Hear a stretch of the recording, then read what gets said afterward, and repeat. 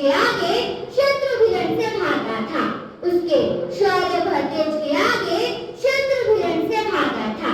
रानी दुर्गावती बचपन से ही योद्धा बनना चाहती थी।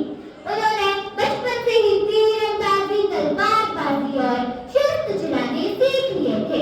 उन्हें चीते और शेर जैसे बड़े जानवरों का शिकार करने का बड़ा शौक था। रानी दुर्गावती का विवाह 1542 को गौड़ राजवंश के राजा दलपत शाह के साथ हुआ था, जो कि गड़ा साम्राज्य के राजा संग्राम शाह के गोदनीय पुत्र थे।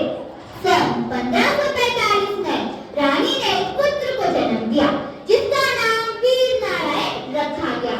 इसके बाद सन 1550 में राजा दलपत शाह की मृत्यु हो गई। तब नारायण 5 साल के थे। ऐसी मुश्किल घड़ी में रानी ने हिम्मत नहीं हारी और अपने पति की मृत्यु के बाद अपने पुत्र को राजगद्दी पर बिठाकर खुद राज्य के शासक बन गए। उन्होंने त्रित्वा धर्म का पालन करते हुए गढ़वाना क्षेत्र के लोगों के लिए एक नाजुक और समृद्ध साम्राज्य स्थापित किया।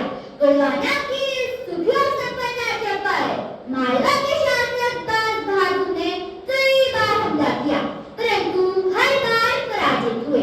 दोनों हाथों भर चंडी कसकर तलवार चलाती थी, दुश्मन की सेना पर घनघोर कहर बरपाती थी।